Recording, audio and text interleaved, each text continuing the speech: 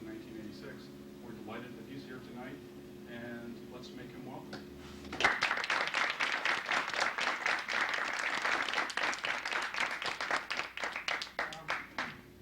I come from Mozambique. Mozambique is this little land here, which is about twice the size of California, and it was, as you know, discovered by the Portuguese, discovered in quotes, because it already existed, I think, in 1849, as Vasco da Gama was on his search for the passage to India.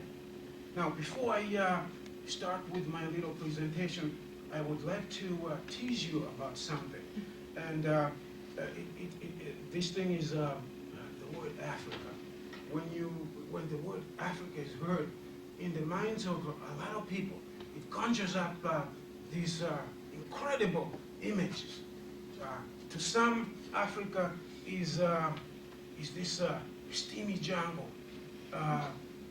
teeming with these natives running around after animals and behaving ridiculous in their own environment. To others, it's the locus of diseases, famine, wars, and all things bad and sad. To others, Africa is a really place of mythology. It's this unknowable place, a place of you might say what they said in the late Middle Ages, a real dark place. But having said this, I can assure you that none of that is really true. What may be true is that Africa has been underdeveloped, intentionally, maybe, unintentionally, I don't know.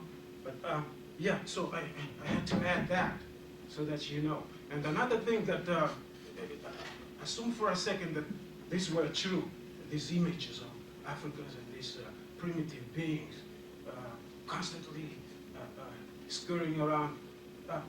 Why then is this deep sympathy for the continent and its people appears to be absent? Even when it comes to making the decisions that really affect the Africans. The African is never a participant. The African is always left out. Somebody else decides for the African, essentially. Somebody carves his future for him, or his destiny, if you will. So that was my 2-cent little statement. Mozambique was discovered by Vasco da Gama in 1948, in 1498. Now, when they discovered Mozambique, actually they landed at one of my hometown, which is a little bit south of Beira, and it was a city-state. This is in 1503 when they returned. Sofala was this incredible place where gold was traded, gold from Zimbabwe to the west of us. And up and down the coast of Mozambique, there were thriving city-states doing brisk business in ivory, gold, and other things. The Portuguese went back to Portugal, and they told this to their king. And the king then, in 1503, sent a military expedition with the intention of evicting the locals and the Arab intermediaries that run the business of gold in order to take over. And they did. From 1503 to 1690, the Portuguese had control of the gold trade for that period of time. 1690 to 1750, the focus switched to the business of exclusively to the trade of ivory. 1690 to 1860, it was exclusively the trade of slaves. So that's then the old Portuguese history, if you want. The actual control of Mozambique entirely by the Portuguese didn't happen until after the Berlin Conference of 1884, I believe. That's when the Germans and the English decided that they should give Mozambique to the Portuguese, or allow the Portuguese to run Mozambique, because the Germans were in Tanganyika, and the English who wanted the southern part going up, that is South Africa, Zimbabwe, Zambia, Malawi, and so forth. They decided not to fight over Mozambique. Let's give it to this backwards country called Portugal to run it, knowing from day one that the Portuguese would never be able to colonize Mozambique by themselves, because remember, Portugal in the 1890s was this backwards little place.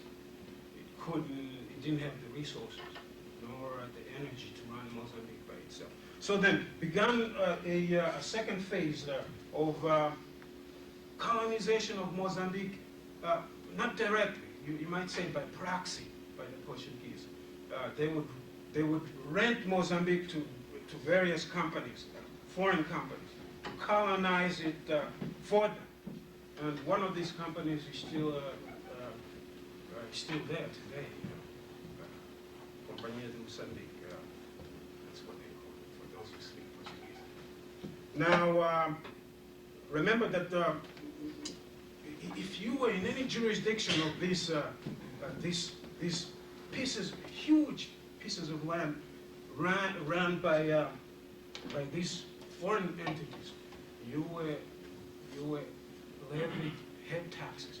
Anybody with a head had to pay a tax. You were forced every year to work 6 months at a wage labor in order for you to be able to levy tax. In addition to, they wanted you to work so that they could take your money, sometimes 60% of your wage into the coffers, colonial coffers. All right. In '64, we had enough, so we went to war against the Portuguese. And in '74, the Portuguese had enough. They gave up. They, as you remember, in Portugal, the young officers staged a coup. The fascist system was taken out. And Mozambique, then, this was in '74 when that happened, and they approached Frelimo, which was the movement for Mozambique Liberation Front, and they said, well, listen, we're tired of fighting, we give up, let's talk. So we did talk. '75, the Portuguese leave. Remember, 300,000 skilled workers, civil servants, flee from Mozambique. And remember, too, that the natives had never been included in the running of the colonial system. That is, we didn't know how the system worked. The Portuguese weren't interested in preparing us to participate or to ever run our country. So we went in there without knowing what the hell was supposed to be done.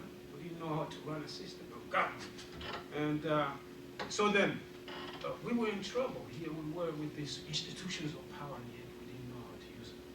So we invited solidarity individuals from all over the world to come and help us run the system.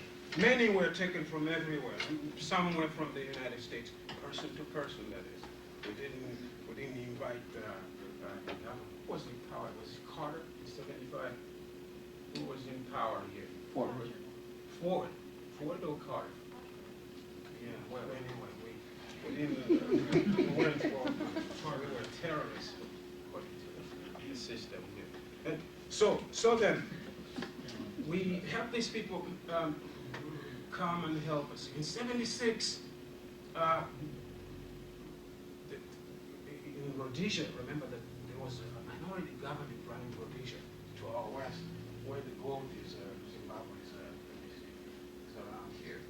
So there was a minority government running that government. And to the south here, you had South Africa running not only this, but Southwest Africa too. And the white minority government decided to, I'm told they have only 5 minutes left. Okay, the white minority system manufactured a Contra force. Now, Contra, by Contra, I mean a military force designed to undermine the gains of the revolution, undermine our government. So they blew up bridges, schools, healthcare centers, health centers, and roads, the infrastructure in general. Killed a lot of people. And they were one of the most brutal armed group in Africa today, in my opinion. They would chop off your arm, for the sake of chop off your nose, or force you to kill your parents so that they could recruit you into their ranks. This was in '74. Now, in '76, we tried to comply with the United Nations sanctions designed to isolate the white minority government of Rhodesia. And in the process, we really hastened the rejuvenation of the war, the increase of the war, the escalation of the hostilities there. By 1983, we were down on our knees, broke because our economy had been all along a war economy. We had no time, really, for serious development plan. So then we approached. There was a drought too in Southern Africa around that time, in the early '80s, and so we appealed to the world community to give us help, financial as well as food aid.